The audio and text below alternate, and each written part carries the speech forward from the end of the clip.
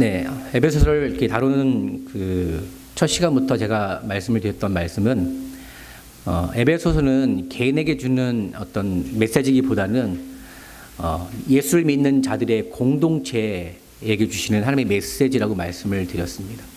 그렇기 때문에 이 교회 가운데 특별히 우리가 예수를 믿음으로 말미암아 함께 모이는 이 예배, 이 교회 가운데 하나님의 주신 메시지를 우리가 에베소서를 통해서 잘 발견한다면 하나님은 이 교회를 통해서 하나님의 뜻이 이루어지고 보여주신 말미암아 하나님이 원하시는 교회의 모습을 감당할 수 있도록 해주실 거라 믿습니다. 그렇기 때문에 더욱더 이 말씀을 통해서 하나님이 원하시는 뜻과 마음을 잘 이해하고 특별히 교회 가운데 주신 메시지를 잘 분별하고 이해하기를 원합니다. 우리 여태까지 많은 말씀을 들었지만 오늘 말씀을 보게 되면 특별히 남편과 아내의 관계, 그리고 부모와 자녀의 관계, 읽진 않았지만 6장 5절부터는 이렇게 어떤 상정과 어떤 종, 옛날 표현을 본다면 그런 표현으로, 그런 관계로 이렇게 나타나고 있습니다. 이것을 무엇을 의미하냐 보게 되면 하나님은 특별히 믿는 자들 가운데 이렇게 모임을 통해서 이 교회라 말씀하시고 이것이 내 것이라, 그리고 이 교회가 하나님의 원하신 뜻대로 되기 위해서는 우리의 옛 모습을 벗어버리고 새 사람을 입는 신앙의 모습, 그리고 그 가운데 역사하시는 성령의 충만함을 입어서 가야지만 하나님의 원하시는 교회의 모습을 만들어 갈 수 있다라고 말씀하고 있습니다. 그런데 오늘 본문을 통해서 우리가 충분히 이해할 수 있는 말씀이 어떤 교회라는 모임을 떠나서 하나님이 원하시는 관계가 점점 이렇게 확장되는 것을 보게 됩니다. 어떻게 보면 우리 교회 안에서 이 공동체 가운데 우리의 관계는 형제 자매들이에요. 비록 우리가 어떤 기능을 위해서 어떤 기능적인 어떤 직분을 위해서 목사라는 직분, 때로는 장로님이라는 직분, 집사님이라는 직분, 어떤 찬양 인도자라는 직분을 이렇게 주어지지만 이것을 다 통틀어서 얘기한다면 그냥 형제 자매들과의 관계예요. 근데 하나님은 이 교회의 관계를 통해서 형제 자매들 안에서의 관계만 머무는 것이 아니라 더 넓혀서 그 관계가 남편과 아내에게도, 또한 부모와 자녀에게도, 또한 상종과 종의 어떤 관계로 이렇게 저부터 확장되는 것을 보게 됩니다. 이것을 통해 우리가 더욱더 알기 원하는 것은 하나님의 교회가 단순히 형제 자매 가운데 모이는 이 모임 가운데 국한되는 것이 아니라 그 교회의 모습이 점점 뻗어 나가기를 원한다는 사실입니다. 우리의 가정에서, 우리의 직장에서, 어떤 우리가 공부하는 학교에서 그 모습 가운데 하나님이 원하시는 교회의 모습이 점점 나타내지고 확장되기를 원한다는 사실을 기억하시길 바랍니다. 그렇기 때문에 오늘 말씀을 통해서 남편과 아내를 강조하고 또한 부모와 자녀의 관계를 강조하는 그 의미를 통해서 하나님이 원하시는 모습은 어떤 모습이냐? 바로 교회의 모습이에요. 교회의 모습이 그 가운데 있기를 원한다는 사실입니다. 그렇기 때문에 우리가 이 말씀을 통해서 우리 하나님이 원하시는 교회의 모습이 우리가 모이는 이 자리에만 머무는 것이 아니라 반드시 가정과 직장과 우리가 처해지는 모든 삶의 환경 가운데 좀 이루어지기를 사모하시기를 바랍니다. 사실 특별히 22절부터 27절까지 말씀을 보게 되면 이렇게 여자보다는 남자들이 좀 더 좋아하는 말씀인 것 같아요. 그렇죠? 네. 특별히 남자들은 이 말씀을 보게 되면 다른 말씀들은 다 이렇게 조금 약간 이렇게 뒤로 하고 이게 21절 말씀을 힘써 강조합니다. 아내들이여 자기 남편에게 복종하기를 주께 하듯 하라. 네. 네. 다른 날들은 이게 힘이 없는데 특별히 이 설교, 이 말씀을 가지고 설교하는 날은 남자들이 힘이 막 이렇게 서요. 네. 힘이 들어가지고 이렇게 아내들한테 보라고, 이렇게 주께 하듯 복종하라고 이렇게 하면서 자기들 모르는 이렇게 자존감이 확 이렇게 일어나죠, 남편들이. 네. 사실은 이 말씀을 보게 되면 우리가 5장 22절부터 6장 10절까지의 말씀을 보게 되면 세 그룹의 관계를 나타나고 있습니다. 근데 이 세 그룹의 관계를 먼저 이해하기 위해서는 21절 말씀을 봐야 됩니다. 우리 21절 말씀을 같이 읽도록 하겠습니다. 시작. 그리스도를 경외함으로 피차 복종하라. 지난주 말씀을 드렸지만 아내와 남편의 관계 가운데 하나님이 원하시는 것은 피차 복종하는 모습이에요. 부모와 자녀의 모습 가운데도 하나님이 원하시는 모습은 피차 복종하는 모습이에요. 또 상종과 어떤 종의 관계에서도 하나님이 원하시는 모습은 피차 복종하는 모습이에요. 근데 우리가 어떤 이 말씀을 접할 때 특히 복종이라는 단어를 딱 떠오르게 되면 어떤 의미를 갖게 되느냐. 마치 내가 위에 있어서 이렇게 밑에 아랫 사람들을 이렇게 억압하고 내 원하는 대로 내가 뜻하는 대로 이렇게 부려먹는 그런 곳으로 많은 이해를 하게 됩니다. 근데 이 단어를 보게 되면 한국말로 복종이라는 단어로 표현됐기 때문에 우리가 그렇게 오해할 수 있는 여지가 있습니다. 근데 이 단어는 어떤 단어와 연결되느냐? 순종과 연결돼요. 순종과. 근데 성경에서 말하는 순종의 단어가, 특히 복종의 단어가 어떤 의미로 반드시 연결되어 있냐면은 바로 사랑과 연결되어 있습니다. 사랑과. 그래서 오늘 본문 말씀 보게 되면 22절 보게 되면 아내들이여 자기 남편에게 복종하기를 주게 하듯 하라라고 되어 있습니다. 근데 남편들에게 어떻게 말씀하고 있느냐? 25절 말씀 보게 되면 남편들아 아내 사랑하기를 계속해서 교회를 사랑하시고 위하여 자신을 주신같이 하라라고 되어 있습니다. 자, 한번 물어보겠습니다. 사랑이 먼저인가요? 아니면 복종이 먼저인가요? 남편들은 이제 말하겠죠. 복종이 먼저라고. 자기를 인정해줘야 내가 사랑할 수 있지 않겠느냐 이렇게 얘기할 수도 있겠죠. 또 아내들 입장에서는 사랑을 받아야 내가 복종을 하지 이렇게 얘기를 할 수도 있습니다. 서로 얼핏 맞는 것 같긴 해요. 그렇죠? 남편들 입장에서 보면 나를 존중해줘야 내가 사랑해 줄 수 있지. 맨날 존중도 안 하면서 이렇게 사랑만 바라면 그게 되겠냐 이렇게 얘기할 수 있죠. 그렇죠? 맞는 말인 것 같아요.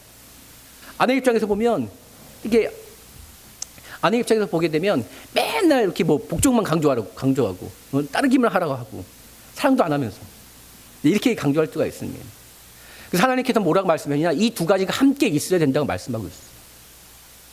순종하기 위해서는 반드시 사랑이 필요하고 사랑한다면 순종이 나타날 수밖에 없다는 사실이에요.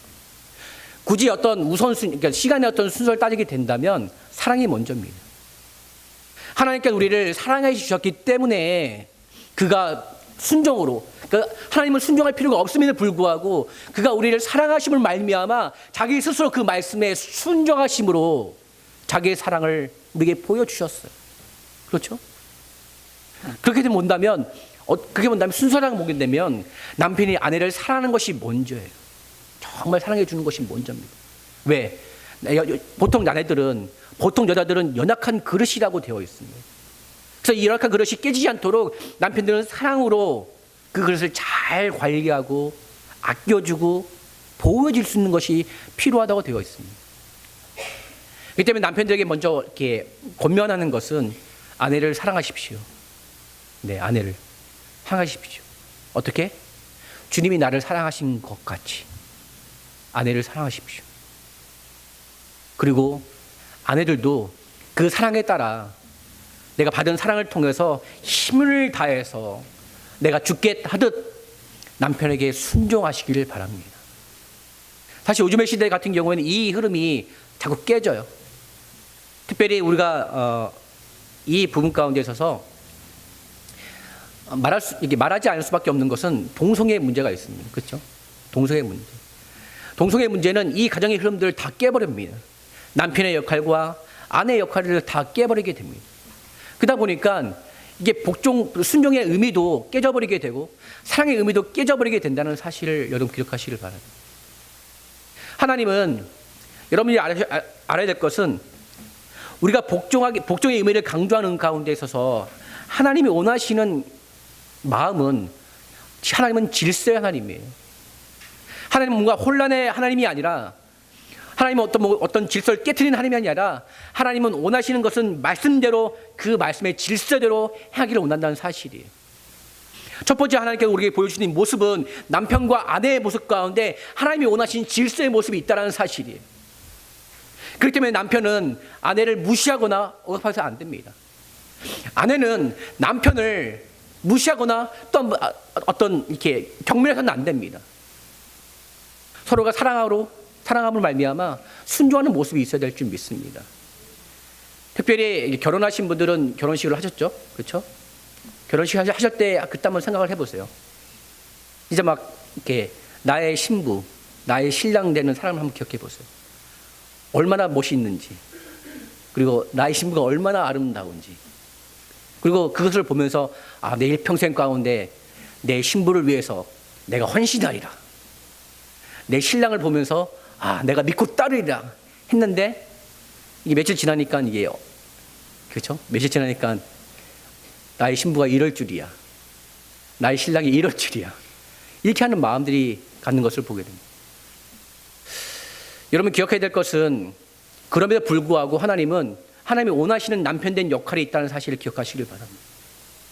하나님이 원하시는 아내됨의 역할이 분명히 있다는 사실을 기억하시길 바랍니다.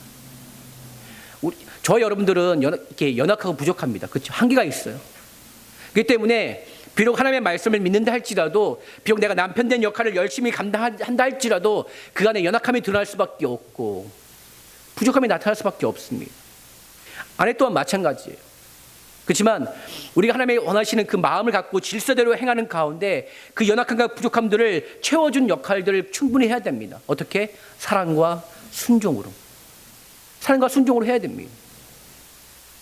그렇게 된다면 하나님은 세월이 지나다 보면 어느 순간부터 이렇게 남편과 아내가 하나 되는 모습들을 발견하는 것들을 보게 됩니다. 저와 제 아내가 이게 다릅니다. 그렇죠? 아주 달라요. 성격도 다르고 음식도 다르고. 네, 처음에 음식 줄 때 제가 깜짝 놀랐어요. 어떻게 저런 음식을 줄 수 있는지. 예, 저는 전라도 출신이다 보니까 이게 전라도 음식이 이렇게 맛있잖아요, 그렇죠?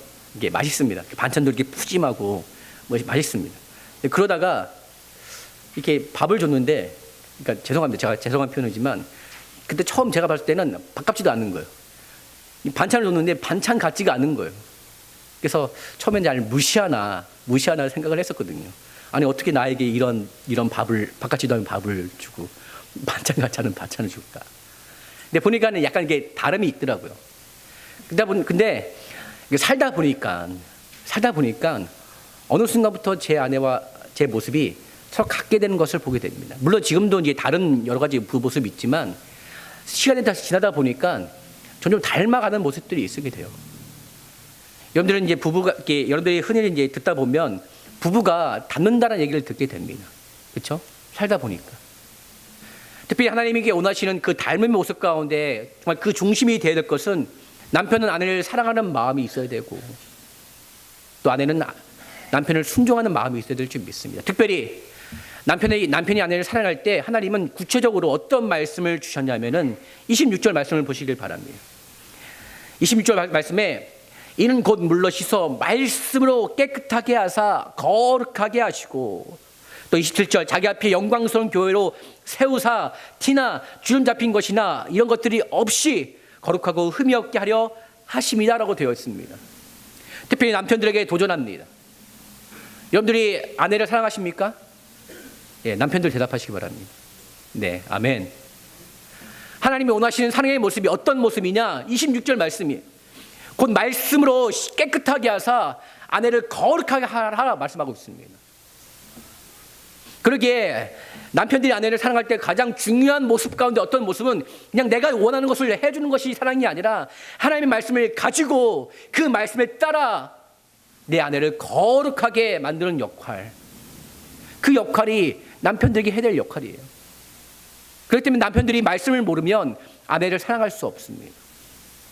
남편들이 아내를 사랑할 수 없다면 그 반대로 아내가 남편을 순종하는 가운데 가장 어려움이 생길 수밖에 없습니다. 그러게 남편들에게 도전합니다. 주의 말씀대로, 주의 말씀을 가지고 여러분들의 아내를 사랑하시길 바랍니다. 여러분들 그 아내를 주의 말씀을 말미암아 거룩하고 깨끗하게 하기 위하여 더욱더 애쓰시길 바랍니다. 그렇게 된다면 하나님은 그 말씀을 통해 거룩하게 하시는 그 역사를 말미암아 아내가 남편을 순종하는 역사가 일어날 줄 믿습니다. 특별히 남편들의 모습을 보는 가운데 서서 이 두 가지의 모습을 보게 되면 상반된 두 가지의 모습을 보게 됩니다. 어떤 남편은 이렇게 리더십이 있어서 어떤 계획을 세워가지고 막 합니다. 근데 여러분들 기억하세요. 만약에 계획이 있어서 뭔가 리더십이 있어서 막 아내를 끌고 간다 할지라도 그 안에 사랑이 없다면 그 모습은 온전한 모습이 아닙니다. 그렇죠? 근데 아내를 사랑하는 그 마음 가운데 있어서 만약에 어떤 계획이나 결단력이 없다고 한다면 그 또한 부족함이에요. 그러기에 남편들에게서는 말씀을 사모한다는 그 말씀은 말씀을 통해서 사랑을 주는 것뿐만 아니라 그 말씀을 통해 내 아내를 인도하는 역할까지 감당한다는 사실이에요. 그러기에 말씀을 아시길 바랍니다. 특히 남편들은 그 말씀을 따라 아내를 더욱더 거룩하기 위하여 애쓰고 기도하고 그 말씀대로 행하시길 바랍니다. 그렇게 된다면 하나님은 남편과 아내 된 모습을 통해서 하나님이 원하시는 순종과 사랑의 모습을 밝히 드러나게 해 주실 것입니다. 이 모습을 통해 하나님은 가정이 또 다른 교회의 역할로 감당할 수 있는 그러한 모습을 주실 것입니다. 여러분들 잘 아시겠지만 우리가 생각하는 이 교회의 모습이 이전에 첫 번째 교회의 모습은 어떤 모습이죠? 네, 가정입니다. 가정이에요. 그다음에 가정 가운데 하나님이 원하시는 교회의 모습이 만들어지지 않는다면 가정은 하나님이 원하시는 뜻대로 살아갈 수가 없게 됩니다. 여러분 가정이 하나님의 뜻대로 살기 원하십니까? 그렇다면 하나님이 원하시는 교회의 모습을 닮아 나가시길 바랍니다. 그 모습 가운데 오늘 주신 말씀은 아내는 남편을 순종하고 남편은 아내를 사랑하는 것, 그 중심 가운데 말씀을 통하여서 주님 같이 그리스도같이 교회를 사랑하시고 위하여 자신을 주신 같이 사랑하는 마음, 그리스도께서 그 주께 하듯 보충하는 그 마음이 남편과 아내 가운데 있다고 한다면 하나님은 그 가정을 통해서도 하나님의 교회의 역사를 만들어 주시고 그 교회 안에 하나님의 뜻과 하나님의 생명으로 충만케 하시는, 특히 오늘 예배에서도 전체 말씀을 통해서 하나님은 그 가정 가운데 성령의 충만함으로 말미암아 수에 취하지 않고 하나님이 원하신 지혜로운 자의 모습을 갖게 해 주실 것입니다. 이 가정의 모습이 우리가 속한 모든 가정 가운데 있으시길 주의 이름으로 축원드립니다. 특별히 남편들은 아내를 더욱더 사랑하시길 바랍니다. 여러분이 원하시는 생각과 여러분이 원하시는 기준과 여러분들이 원하시는 방법으로 말고 하나님이 원하시는 기준과 방법과 생각을 가지고 그 말씀대로 아내를 더욱더 사랑하시길 바랍니다. 아내는 자기를 사랑하면 그 남편을 순종하게 되어 있습니다. 그렇죠? 특별히 우리의 모습 가운데 그 모습을 발견할 수 있습니다. 여러분의 삶 가운데, 여러분의 심정 가운데 하나님의 사랑이 경험되어지는 순간, 내가 하나님의 사랑을 통해서 하나님을 경험하는 그 순간 누가 뭐라 그러지 않아도 여러분들이 하나님께 순종하는 모습이 있는 것을 보게 되지 않습니까? 그렇죠? 특별히 누가 강요하거나 이렇게 하십시오라고 말하지 않아도 내 마음 가운데, 내 삶 가운데 하나님의 사랑이 임하는 순간 내가 자연스럽게 하나님께 복종하는 모습, 순종하는 모습이 있는 것 보게 되지 않습니까? 그러게 남편의 역할이 정말 중요합니다. 이 말씀을 가지고 아내들에게 나에게 순종하라 이렇게 말하지 말고 내가 말씀으로 당신을 더욱더 사랑하기를 사모합니다 라고 고백함으로 사랑하시길 바랍니다. 그리고 그 사랑이 전달될 때 자연스럽게 아내들은 남편에게 순종하게 되어 있습니다. 이 모습이 하나님이 원하시는 가정의 모습이요 또는 교회의 모습인 줄 믿으시길 바랍니다. 이 질서대로 감당한다면 하나님은 귀한 생명의 역사를 통해서 그 가정 가운데 하나님이 이 가정도 이것이 나의 교회다라고 말씀해 주실 것입니다. 이 말씀의 역사가 저 여러분들 심령 가운데 있으시기를 주님의 이름으로 축원드립니다. 또한 우리가 두 번째 볼 것은 6장 1절과 4절 말씀을 보게 되면 부모와 자녀의 어떤 관계 가운데 있는 것을 보게 됩니다.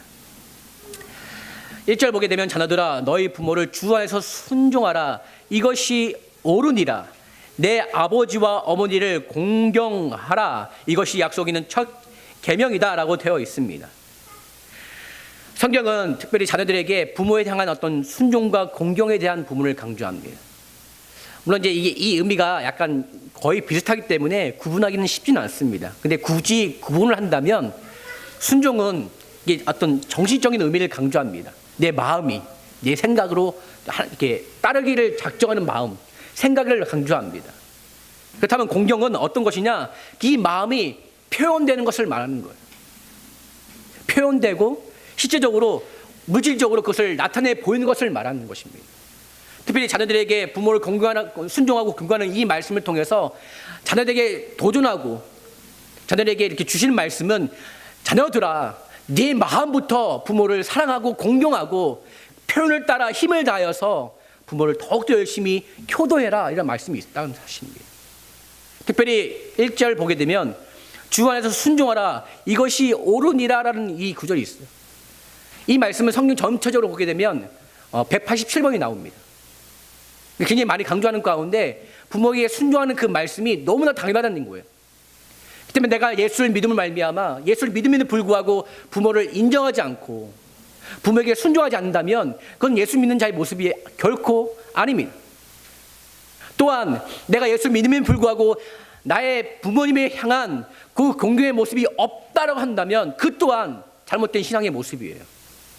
특별히 내가 예수를 믿어 하나님의 사랑을, 하나님을 아버지라 부른다면 그 아버지를 부르는 그 부름과 동일하게 부모를 향한 순종과 공경의 마음이 있어야 될 줄 믿습니다. 그런데요, 아까도 말씀드렸지만 21절부터 27절 말씀을 보게 되면 비록 이 말씀을 가지고 남편들이 아내에게 공격하는 말씀을 이렇게 적용합니다. 네가 나에게 순종해야지, 이렇게 합니다. 근데 남편과 아내의 모습을 아까 말씀을 드렸듯이 남편이 말씀을 가지고 하나님을 사랑할 때 그 사랑이 전달되고 경험되어지면 아내는 남편을 순종하게 되어 있습니다. 근데 이 원리가 여기에도 동일하게 나타나어 있어요. 비록 첫 번째 자녀들에게 이 말씀을 권면하지만 여러분들이 기억해야 될 것은 4절 말씀을 기억하시길 바랍니다. 또 아비들아, 너희 자녀를 노엽게 하지 말고 오직 주의 교양과 훈계로 양육하라 라고 되어 있어요. 여러분, 자녀를 가르치지 않는데 자녀가 그대로 행합니까? 여러분, 자녀를 양육해 보신 경험이 있지 않겠습니까? 자녀에게 이렇게 하라, 이렇게 하라, 이렇게 하라 라고 하지 않는데 그 자녀가 그대로 합니까? 안 합니다. 자녀가 그렇게 할 수 있는 기회는 어떤 기회냐? 그게 끊임없이 가르칠 때 그 자녀가 그대로 행하는 모습을 발견하더라라는 것입니다. 그 때문에 자녀에게 부모를 향한 순종과 공경에 이루어지기 위해서는 아비들이 동일하게 주의 말씀을 가지고 그 말씀에 따라 양육하는 모습이 필요할 줄 믿습니다. 제가 예전에도 말씀을 드렸지만 어떤 프로그램을 보는데 우리 아이들이 달라졌어라는 프로그램을 제가 본 적이 있습니다. 지금은 안 봅니다. 한 6년, 7년 된 것 같아요. 근데 그 프로그램을 보게 되면 제가 한 9번인가? 그러니까 6개월 동안. 제가 6개월 동안 그 프로그램을 봤습니다. 근데 신기하게도 제가 그 프로그램을 보는 가운데 매 케이스마다 정말 그 아이들의 문제가 너무 다양했어요. 우연치고는 이렇게 6개월 동안 보는 동안에 아이들의 문제가 겹치지 않고 다 다른 문제였어요. 그러면서 느꼈던 건 뭐냐면 아이들이 천사가 아닐 수도 있겠다. 네. 약의 탈을 쓴 약의 탕을 쓴 이상한 아이일 수도 있겠다라는 생각이 들 정도로 너무 많은 문제들을 발견하게 됐어요. 근데 그 문제 가운데 그 아이의 문제를 발견하고 그 아이의 문제를 해결하는 그 중심에 첫 번째 가운데 어떤 부분이 있었냐? 그 의사가 그 아이를 먼저 치료하는 것이 아니라 그 부모에 향한 문제를 지적하고 그 부모가 가지고 있는 문제를 먼저 해결한 다음에 자녀의 문제를 해결하라는 것입니다. 그러면서 얘기하는 건 부모가 달라지면 자녀가 바뀝니다. 그 얘기를 하는 겁니다. 또한 그 의사가 얘기하는 건 뭐냐? 모든 자녀들의 문제는 부모에게서 나옵니다. 그러기에 부모가 바뀌지 않으면 자녀는 바뀌지 않습니다. 이렇게 얘기를 한 것을 보게 됩니다. 만약에 여러분의 가정 가운데, 혹시 주변의 가정 가운데 자녀들이 부모에게 순종하지 않습니까? 죄송한 말씀이지만 저 여러분의, 특별히 부모들의 잘못입니다. 자녀들이 부모에 대한 어떤 공경한 마음이 없습니까? 권면하고 도전합니다. 부모들의 잘못이에요. 자, 여러분의 여러 교회들을 얘기를 들여다보면 다 그런 건 아니지만 어떤 부모들이 교회에다가 자녀를 맡겨놓고 그 자녀를 열심히 이제 교회에다 출석을 시킵니다. 근데 이 자녀가 6개월이 지나도 1년이 지나도 그 자녀가 가지고 있는 문제가 해결되지 않는 그것을 보면서 그 부모들이 교회에 와서 이렇게 사역자들에게 이렇게 뭐라 그럽니다. 이렇게 어떻게 이 교회가 맡겼는데 자녀들이 변하지 않느냐, 당신들이 능력 없는 거 아니냐, 이렇게 항의하는 그런 얘기들이 종종 있는 것을 보게 됩니다. 물론 이렇게 사역자들의 능력이 없어서 그 자녀를 변화시키지 못한 어떤 일정 부분의 책임은 통감합니다. 여러분 생각해 보세요. 그 자녀들이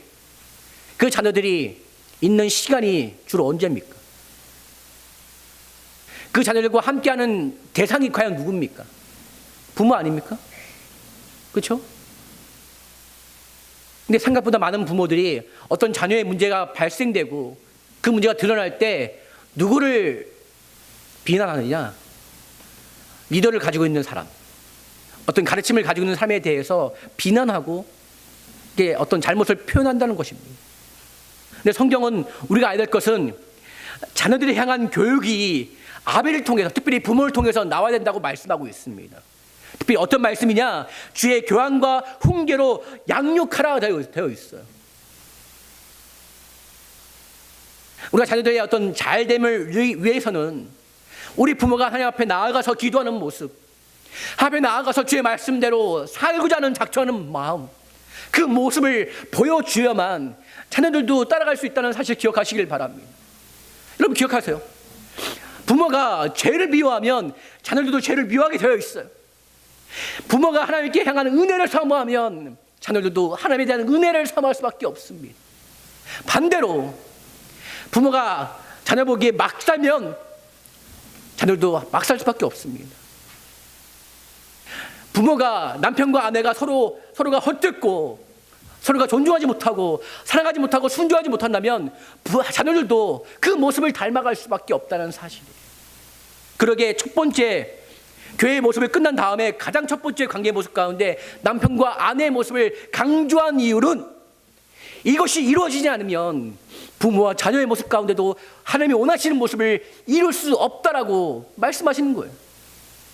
말씀하시는 것입니다. 안 그렇습니까? 저번에도 말씀을 드렸지만 우리 교회가 작다 보니까 이거 주일 예배를 같이 드립니다. 그렇죠? 같이 드려요. 같이 드립니다. 뭐 이것이 정답이다 이것을 말하는 것은 아니지만 여러분 보세요. 비록 처음에는 힘들었지만 이것이 익숙되어지고 훈련되는 가운데 아이들이 예배에 잘 참여하는 것을 보게 되지 않습니까? 심지어는 우리보다 더 크게 주여 외치고, 그렇죠? 또 어떤 경우에는 오늘 같은 경우에는 진짜 막 찬양할 때 제가 보기엔 제일 신난 것 같아요. 네, 제일 신나가지고 찬양하고 그걸 볼 때마다 저 아이들의 모습을 닮아 나가는 것이 필요할 텐데 그런 모습을 종종 보게 되지 않습니까? 왜? 우리가 그렇게 예배를 드리니까, 우리가 그렇게 찬양하니까, 우리가 그렇게 기도하고 하나님께 나아가려고 몸부림치니까 그것을 보는 자녀들이 그대로 행하는 것을 보게 되는 것을 우리는 발견합니다. 부모들이 잘 되면 자녀들도 잘 되게 되어 있습니다. 부모가 하나님을 섬기면 자녀들도 하나님을 섬기게 되어 있습니다. 부모들이 하나님의 말씀대로 살고자 작정한다면 자녀들도 하나님의 말씀대로 살고자 작정하는 마음을 가질 수밖에 없습니다. 하나님은 그 모습을 가지면 주의 말씀대로 자녀들이 부모에게 대한 순종과 공경을 하나님의 약속의 말씀을 주셨어요. 그리고 이 말씀을 한다면 자녀들에게 어떤 말씀을 주셨나? 너희가 장수하리라. 그리고 이것이 가장 첫 번째 계명, 약속 있는 첫 계명이라고 우리가 말씀하고 있습니다. 왜? 여러분 십계명을 보게 되면 하나님을 섬기는 1계명부터 4계명까지 어떤 하나님을 섬기는 계명과 또한 이웃에 대한 어떤 계명 가운데 5계명부터 10계명을 보게 되면 첫 번째 계명이 어떤 거죠? 부모를. 하나님은 부모에 대한 섬김에 대한 부분 가운데 첫 번째로 이 계명을 주셨어요. 그런데 잊지 말아야 될 것은 부모들이 주의 말씀대로 행하면 이것이 자녀들에게 약속 있는 첫 계명이 될 것이라고 말씀하고 있습니다. 그러므로 부모들은 더 깨어서 기도하시고, 더 깨어서 말씀대로 사모하시고, 더 깨어서 이 세상 가운데 죄악과 싸워 이기는 모습을 자녀들에게 보여주시길 바랍니다. 그렇다면 자녀들 또한 앞으로 성장하고 앞으로 10년과 20년 후에 이 세상의 모습이 어떤 삶인지는 모르지만, 시대가 변하고 시대가 알 수 없는 어떤 모습으로 변한다 할지라도 그들의 심령 가운데 있는 믿음과 신앙은 변하지 않고 굳건하게 자라서 하나님이 원하시는 하나님의 자녀로서의 이 땅을 감당할 수 있는 귀한 복으로 또한 허락해 주실 것입니다. 그러므로 이런 복이 부모와 자녀 가운데 있으시길 주님의 이름으로 축원드립니다. 우리가 읽진 않았지만 주인과 하인에 대한 부분들, 그러니까 고용주와 피고용주의 관계를 또한 5절부터 6장 5절부터 10절까지의 말씀을 강조하고 있습니다. 이 여기에서 말씀에도 보게 되면 종들아 두려워 말고 떨며 성실한 마음으로 육체의 상전에게 순종하기를 그리스도께 하듯 하라라고 되어 있습니다. 여러분들이 남편과 아내의 모습, 부모와 자녀의 모습, 고용주와 피고용주의 모습을 보게 되면 동일하게 강조하고 있는 것이 있어요. 주께 하듯, 주께 하듯, 주께 하듯, 역시 말씀이 강조되어 있어요. 그렇기 때문에 이 말씀이 누군가를 억압하고 누군가를 짓누르고 누군가를 함부로 대하고자 하는 그 말씀으로 사용된다면 그 사람은 믿음이 없는 사람이에요. 왜? 말씀 가운데 끊임없이 강조하는 것은 뭐냐? 죽게 하듯 하라 라고 말씀을 강조했기 때문에 그렇습니다. 그러기에 이 말씀을 사모한다면 우리가 함부로 누군가를 인격적인 존재를 함부로 대하거나 함부로 할 수 없습니다. 내가 어떤 위에 있는 고용주에 있기 때문에 밑에 있는 사람을 흔히 말하는 갑질을 해서 함부로 대할 수는 없다는 사실을 기억하시길 바랍니다. 또한 우리가 직장 내에서 또한 가져야 될 마음은 성실한 마음입니다. 이 성실의 마음은 어떤 마음이냐? 어떤 환경과 상황이 바뀐다 할지라도 내 모습이 변하지 않는 모습을 성실한 모습이다라고 성경은 얘기하고 있어요. 그러기에 기본에 충실하세요. 여러분이 직장을 다니고 있다면 기본에 충실하시기 바랍니다. 그 기본은 늦지 마세요. 늦지 마시고 게으르지 마세요. 그리고 맡은 바 일에 대해서 최선을 다해서 열심을 다해서 감당하시길 바랍니다. 이 모습이 있다고 한다면 하나님은 이 모습이 여기뿐만 아니라 우리 교회 안에서도 우리가 다른 사람 만나는 그 모습 가운데도 동일하게 나타나 보인다고 말씀하시고 계십니다. 그러므로 이 모습을 감당한다면 하나님은 약속의 말씀 가운데 우리에게 주신 말씀이 가정이 교회가 될 것이고 또한 직장이 교회가 될 것이고 또 우리가 공부하는 모든 학교의 모든 그 가운이 그 모든 상황이 환경이 교회가 될 것이라고 말씀하고 있습니다. 이 교회 모습을 만들어 나가시길 바랍니다. 하나님은 이 건물이 교회다라고 말씀하고 있지 않았어요. 하나님은 믿는 자의 무리가 교회다라고 말씀하고 있어요. 근데 오늘 말씀을 통해서 주신 말씀은 이 교회 모습이 더 확장되어져서 우리가 처하는 이 삶의 자리 가운데 교회를 만들라라고 말씀하고 있습니다. 교회가 만들어졌다는 것은 무슨 의미가 되겠습니까? 그 가운데 하나님의 뜻이 임함을 말미암아 하나님의 은혜가 있고 하나님의 생명이 충만한 것을 말하고 있는 것이 아니겠습니까? 여러분의 가정이 교회가 된다면 하나님은 그 교회 가운데 생명을 주십니다. 여러분들 직장 가운데 하나님 그것이 교회다라고 말씀하신다면 하나님 그 직장 가운데도 분명히 생명을 주십니다. 그리고 그 생명의 역사를 말미암아 누군가에게 그 생명을 필요한 자들에게 전할 수 있는 전도의 기회를 반드시 주실 것입니다. 교회는 믿는 자만이 어떤 공간뿐만 아니라 믿지 않는 자들이 와서 하나님의 생명을 받는 경험하는 장소이기 때문에 그렇습니다. 그러므로 여러분들의 가정이 교회가 되시길 바랍니다. 여러분의 직장과 학교가 교회가 되시길 바랍니다. 그렇다면 하나님은 그 교회라 말씀하시는 그 장소를 통하여서 믿지 않는 자들이 다시 주께로 돌아와서 하나님을 믿는 역사를 우리의 모습을 통하여서 나타내 보이실 것입니다. 그러므로 기본에 충실하시길 바랍니다. 남편과 아내는 남편 아내를 사랑하고, 아내는 남편을 순종하고, 또한 부모는 자녀를 주의 말씀으로 양육하고, 자녀는 부모에게 순종하고 공경한 모습, 또한 고용주는 피공주에게 함부로 대하는 것이 아니라 잘 대해주고, 또 일하는 사람은 죽긴 하듯 그 주인에게 열심을 다하여 일하는 모습, 그 모습에 충실하시기를 바랍니다.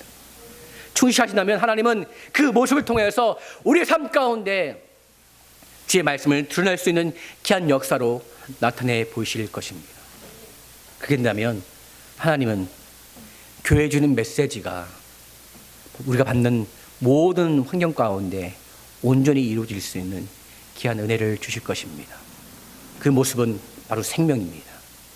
그러므로 교회는 건물이 아니라 하나님의 생명이 충만한 곳이 되될 줄 믿습니다. 그러므로 다시 한번 도전드린 것은 성령 충만하시길 바랍니다. 성령 충만하심으로 교회를 만드시길 바랍니다. 성령 충만하심으로 그 교회 가운데 하나님의 뜻이 이루어지기를 기도하시길 바랍니다. 성령 충만하심을 말미암아 그 교회 가운데 하나님의 생명이 나타내 보이기를 애쓰고 전도하시길 바랍니다. 그렇다면 나에게 새 사람을 입어주신 하나님의 은혜로 말미암아 누군가에게도 옛사람을 벗어버리고 새 사람을 입을 수 있는 귀한 역사로 우리를 쓰임받게 해 주실 것입니다. 그것이 교회요, 그것이 믿는 자요, 그것이 참된 그리스도심을 믿으시길 바랍니다. 이 모든 역사가 성령의 충만한 가운데 이루어지기를 다시 한번 주님의 이름으로 축원드립니다. 기도하겠습니다.